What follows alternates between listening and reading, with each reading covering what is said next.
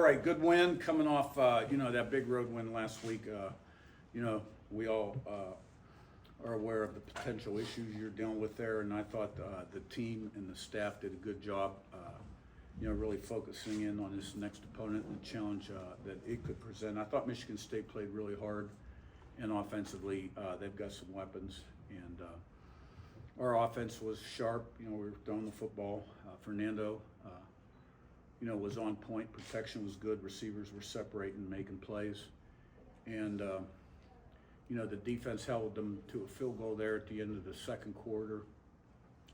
Drive before the 2-minute drive. Stopped them on the 2-minute drive. And then we punched that first drive in the third quarter, which I felt like if we did that, that would be a real blow to them. And defense really shut them out till the end. We kind of emptied the bench a little bit, so to speak. But it's a good win, and enjoy it. I'm going to enjoy it and get ready for the next one. Zach, on your left in this. You talked about Fernando, and I know every quarterback will always have things to clean up, but I don't think you do. Zach today is 24th, 28. Is that kind of when you watched film with him, what you thought he'd be capable of once he cleaned up some of the things that you talked about in the offseason, the timing, the comfort, the trust and protection? Well, I think it was a really good performance by him. Michigan State's given up some points this year, let's face it.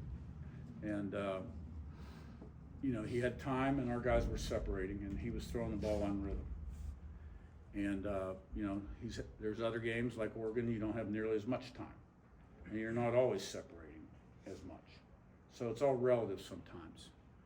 But I would say this is the sharpest, we've seen him up to this point, in a game. But he continues to improve. He continues to prepare like nobody I've ever been around. And he's getting better and better. Is on your left and Rabbi. In terms of Omar Cooper and Elijah, from an offensive coach perspective, you know that defenses are going to try to game plan out them, focus on them, and kind of for nearly 60% of your targets. The difficulty level for them as receivers to still get open, to still counter those game plans.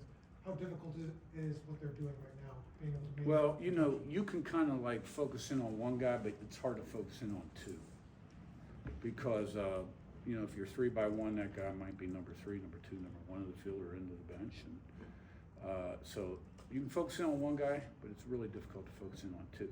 But there's other guys that make plays, like Riley Nowakowski. How many big plays has he made in the past game? And E.J. Williams, obviously, is a threat.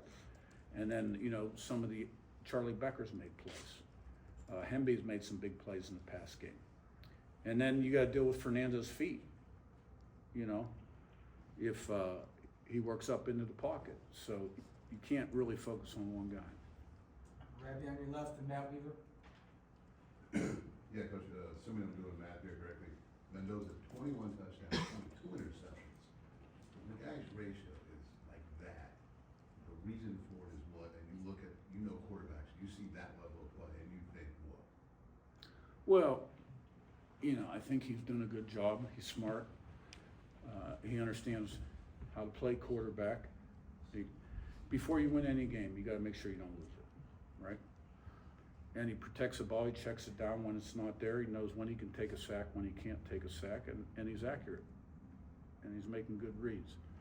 So, that only puts him a little bit behind Cole Johnson, my second quarterback at JMU, who I think was 44-4 touchdowns, interceptions, which would be 22-2. You said 21-2? 21-2 right now. Yeah.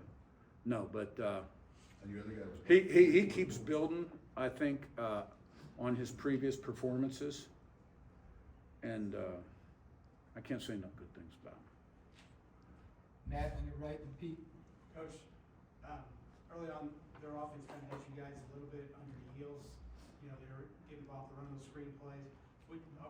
Got some yards, but you guys kept them off the scoreboard. What do you like about the adjustments your defense made as the game went along?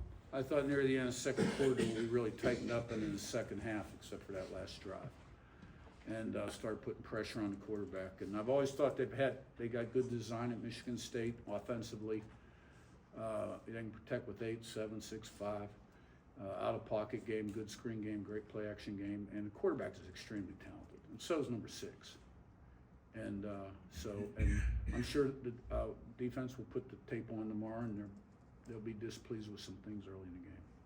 Pete on your right and Seth. Coach over here, just, the way Lou Moore has continued to play right now, he leads you again in tackles, just the way he's played. Yeah, played a lot of football, leading tackler, interceptions, left us, came back, right? And he's a veteran, got a nose for the ball, instinct, and I think he's having fun. Seth on your left and Daniel.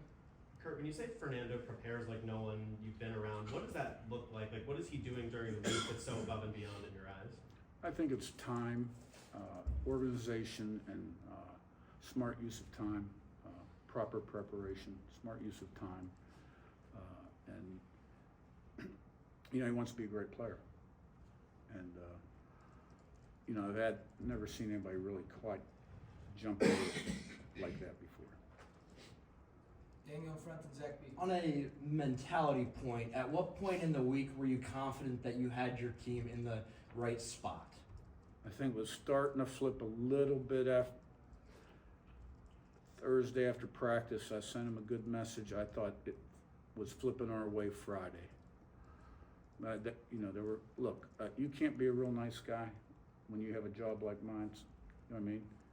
Sometimes you know when they're going to be ready to play. And then sometimes, the entire organization, right? What Mike Krzyzewski say when he retired? He said the toughest opponent he's ever faced was human nature. Well, human nature after winning against Oregon is to be happy and relax and, right? Support staff, coaches, players, right? Trainers. So, my job is to make sure they got the right mindset ready to play. And, it's not always fun, but you gotta do what you gotta do. Zach B in front, we'll wrap it, Zach.